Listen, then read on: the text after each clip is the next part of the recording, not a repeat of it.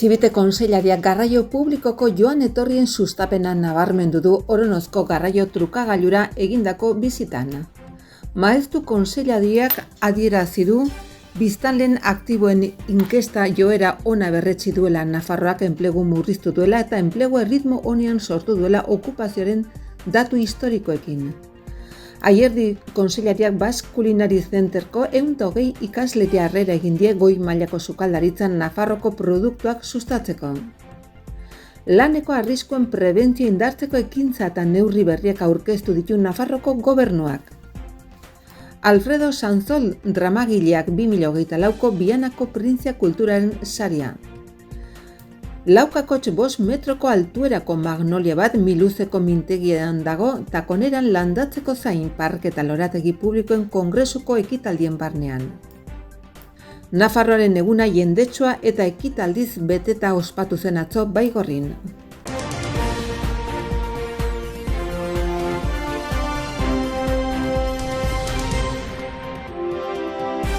Oronozko garraio trukagailua eraikitzeko obrek 753.245 euroko inbertsioa izan dute eta Oskar Txibite Lurralde Koheziorako Kontseilariak eginiko bizitan nabarmendu duenez Next Generation Europako funtsen kontura finantzatu den azpiegitura horrek inguruko garraio publikoko joan etorriak errasten eta bide segurtasuna hobetzen laguntzen du. Trukagailu berria NA 8.303 errepidean dago, Martin Urrutia etorbideko hirisarearen barruan. Gaur egun aparkaleku gisa erabiltzen diren bi zabalgune dituen lusail batean, autobus batentzako plaza batekin. Kontseilariaren hitzetan, lanposturako ibilgailua partekatzen duten gidarien topagunea da. Eta horrek etengabeko trafiko mugimendua eragiten du. Gainera, mediku konsultategitik metro gutxira dago eta beraz, paziententzako aparkaleku plazen eskaria dago. Trukagailu horrek gainera etorkizuneko baztan bidasoa emakidaren beharrei erantzungo die eta eskaerarako garraio zerbitzu batzuen eta bertzen arteko elkargune izango da. Zerbitzuiek puntu horretara eramango dituzte bidaiariak garraio publikorekin lotzeko. Oronoz, baztan bidaso eskualdeko puntu neuralgikoetako bada. Komunikazioei dagokionez, bi bide garrantzitsuren bidegurutzearen ondoan baitago, 121A eta 121B errepideak. Berta, Miranda garraiotako eta mugikortasun iraunkorreko zuzendari nagusiak Fernando Ambustegi, Baztango alkatea, Jorge Oteiza, Oronozko zinpeko alkatea, Florentino Goñi, Baztango herrilaneko zinegozia, eta Carlos Manso, Construcciones Marizkurrena SL enpresako obra burua ere izan dira bizitan. Obren ondoren espazio berria bizona berexitan banatzen da, erabilera independenteak dituztena, bata autobusean aparkalekua eta maniobretarako eta bertzea aparkaleku publikorako. Autobusentzako gune 1.500 metro karratuko azalera du gutxi gora bera, eta 3 darsena ditu, aldi berean 3 autobus aparkatzeko. Ibilgailu hoientzako aparkalekuek 8 metro inguruko zabalera eta 12 metroko luzera dute. Nasak ere 12 metro luze eta 3 metro zabal dira eta 2023ko irisgarritasun unibertsaleko plan operatiboa betetzen dute. Era guztietako erabiltzaileen mugikortasuna erraztuz. Trukagailuak espaloi perimetrala bada. Eta espaloi horretatik nasetara sar daitezke. Arlangaitzeko markesinak osatzen du espazioa eta erabiltzaileen topagune eta itxaron gune izaten jarraitzen du. Aparkaleku publikoa bestalde 1.200 metro karratuko azalera du gutxi gora bera, turismo motako 21 ibilgailurentzako tokiarekin eta mugikortasun urriko personentzako plaza batekin. Eskubide sozialetako ekonomia sozialeko eta laneko kontseilari den Carmen Maeztuk oso positibotzat jo ditu biztanleri aktiboaren 2024ko lehen hiruhileko inkestaren datuak. Datuak eman dituzte ezagutzera eta hoien arabera, langabezian aurreko hiruhilekoan baino 1.500 persona gutxiago daude eta Nafarroko langabezi tasa 8,82%koa da. Nafarroa esan du Carmen Maeztu langabezi tasa apalena dituen herrialderen buruan dago okupazioen errekor absolutua duten datuekin eta gure erkidegoko lan merkatuaren dinamismoak agerian uzten digu aurrera eramandako politikok funtzionatzen dutela. Gainera, kontseilariak azpimarratu du emakumeen langabeziak behera egin duela 21% jaitsi baita eta herrialdeko emakumeen langabezi tasarik txikiena du. Genero arrakala murrizten joatea eta lan merkatuan gero eta emakume gehiago izatea beti da albiste ona. Serie historikoa kontuan hartuz gero, langabeen kopuruaren bilakaera positiboa da. Nafarroan murriztu da gehien langabezia urtebetean. Urtebetean 10.800 langabe gutxigo daude Nafarroan, 27 gutxigo. Bestalde, 15.400 landun gehiago daude, hau da, 5,3 igoera. Herrialdeko langabezi tasarik baxuenetan gaude. Datu historikoak dira eta azken hilabetetan baieztatzen ari den joera ona berresten du, aipatu du kontseilariak. Nafarroko Gobernuko Landa-Garapeneko Ingurumeneko Kontseilariak Basque Culinary Centerko 100 ikasleri lagundu die Etxarrin Larraunen Txahalaren Jose Ignacio Eguzkitza abeltzaintza ustiategira egindako bizita. Gastronomiako etorkizuneko profesionalek Nafarroko hainbat ustiategitera egindako prestakuntza bidaiaren barruan egin dute azken geldialdia. Reino Gourmet zigilupean kalitatezko produktuak ezagutzeko. Jardunaldia Nafarroko Gobernuko Landa-Garapen eta Ingurumen Departamentuak eta Basque Culinary Center sinatutako lankidetza hitzarmenaren berritzearen barruan kokatzen da eta Nafarroko kalitatezko produktua sustatzeko ekintza bada. Akordio horren bidez Intia sozietate publikoak ikaskuntza bidai bat finantzatzen eta antolatzen du urtero. Nafarroko produkturik onenak ezagutu eta dastatzeko, ekoizpen primariotik eraldatu arte. Ekimen honekin Landa-Garapen eta Ingurumen Departamentuak Intia sozietate publikoaren bitartez ikasleak kasu askotan jatorri atzerritarreko ikaslek etorkizuneko goi sukaldaritzeko txef edo erreferentziazko sukaldariek Nafarroko produktuak ezagut dezaten bilatzen du. Aierdi kontseilariak hitzarmen honen bidez gauzatzen diren ekintzekin gaineratu duenez, Nafarroko nekazaritzeko elikagaiak eta haien kalitate figurak goi mailako sukaldaritzaren erakusleioan kokatzen dira mundu mailan. Bi egunez gastronomia eta sukaldaritza arteetako graduko lehen mailako ikaslek prestakuntza bidai bat egin dute foru komunitatera. Bidai hortan, in situ ezagutu dituzte Nafarroko zainzuriak eta Tuterako alkatxofa laborantzak eta konserban egindako ekoizpena Larragako Asensio konserbak eta Tuterako Medrano konserbak urren ezuren.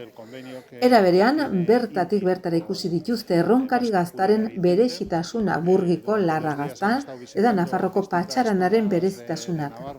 Eta Iruñako Likores Bainez. Programa osatzeko arroz ekoizpenera bizitak egin dira Argeraseko Alkaraban enpresara Nafarroko aldizkari ofizialaren Bodega Eslava upategira, Iruñako Jesus y Jesus arategira eta El Navarriko eta La Fábrica Vieja konserba museora San Adrianen. Gainera, Basque Culinary Centerko ikaslek bi egunez dastatu izan dituzten Nafarroko zaporeak foru geografiako hainbat tokitan. Horrela, Nafarroko kalitatezko produktuak nola prestatzen diren ezagutzeko eta dastatzeko aukera izan dute haiegin, Casa Luisa jatetxean, Tuterako Topero elkarte gastronomikoan, Erronkariko Errotagaz jatetxean eta Aldazko Martitxonea sagardotegian. Ekonomia sozialeko eta laneko zuzendari nagusia den Iñaki Mendiorozek eta osasuneko zuzendari nagusia den Antonio Lópezek zenbait neurri aurkeztu dituzte prentsaurrekoan, laneko arriskuen prebentzio indartzeko, lan ingurune seguruak eta osasungarria bultzatzeko eta ezbeharren kopurua murrizteko. Lehenik eta behin lan arriskuen prebentzio eta lan osasuna hurrengo enplegu planarekin lotzea da neurri sortaren helburua. Plan horretan lanean ari da gizarte ekonomia eta lanaren zuzendaritza nagusia. Ildo horretan batzorde espezifiko bat sortu da hurrengo planari Nafarroko ezbehar tasan eragin handiena duten faktorei heltzeko ekintza adostuak emateko. Eta horretarako lan osasuneko kontseilua eta elkarrizketa sozialerako kontseilua koordinatu dira. Era berean, neurri sortak enpresetako prebentzio ordezkarien figura indartzeko beharra ere planteatzen du. Izan ere, Mendiorozen hitzetan, langile horiek arduratzen dira disfuntzioak zuzentzen laguntziaz eta enpresetan prebentzioaren kultura handiagoa eta plantilla horietan enpleguaren kalitatea handiagoa ezartzeaz. Indartze hori bultzatzeko lan arriskoi buruzko lankidetza proiektuak gauzatzeko laguntzen deialdia indartzeko konpromisoa ezartzen du dokumentuak. Indarrean dagoen 2024-2024 enplegu planak jasotzen duena. Hirugarrenik, dokumentuak zehazten du beharrezkoa dela prebentzioaren kultura zabaltzea hedapen kanpainen bidez. norbanakoaren erantzunkizunaren eta enpresa konpromisoaren garrantzia gogorazteko. Helburua da kanpaina horiek eragile ekonomiko eta sozial desberdinekin partekatzea, ahalik eta persona gehiengana iristeko eta horrela haien eragina handitzeko. Nafarlan Sare, Nafarroko enplegu zerbitzuak digitalak gara sarietarako bat jaso du, zehazki talentua detektatzen kategorian Igelzero digitalak programarengatik. Hain zuzen ere, Veritas das nanoenpresarekin batera garatutako prestakuntza ekintza bada, eta horren helburua da beste arlo batzuetako profesionalak web garapenean trebatzea. Bere lanbide ibilbidea egungo lan merkatuak asko eskatzen duen programatzaile informatikoaren profilera bideratzeko. Igelzero digitalak ikastaroak aukera ematen die ikastaroa egingo duten personei lanpostu berriak lortzeko programatzaile bihurtuz eta sektore teknologikoko enpresen kasuan horrelako profilak dituzten langileen kopuru handitzeko. Prestakuntza edozein profil motatara bideratuta dago. Izan ere, parte hartu duten 39 personak izena eman dute persona guztietatik aukeratuak, askotariko jarduera sektoretatik zetozen, hala nola turismoa, ostalaritza, argazkilaritza, nutrizioa edo marketinga. Hoietatik 26 trebakuntza lortu dute eta laneratzea 60%ra iritsi da. Oraingoz ikastaroaren 2 edizio egin dira eta 3. irailean hastea aurreikusten da. 6 hilabeteko prestakuntza du eta 605 ordu teoriko praktiko ditu. Hoietan bootcamp formatuko web garapenari eta learning metodologiari buruzko ezagutzak ematen dira. Prestakuntza presentzialaren eta online prestakuntzaren arteko hibridoa da eta funtsezkoa da proiektuak garatzeko lan egitea. Ikaslek ez dute aldez aurreko prestakuntzari behar. Prozesu osoan zehar laguntzen dute eta talde prestatzailea banako jarraipen egiten du, egiaztapenetako profesionalez osatua. Takonera parkeak 36. Magnolia gehitu die bere belardiei. Zuhaitz horrek 4 metro terdiko altura eta 38 zentimetroko enborreko perimetroa du. Eta horregatik ereduzko gisa izendatzen da teknikoki.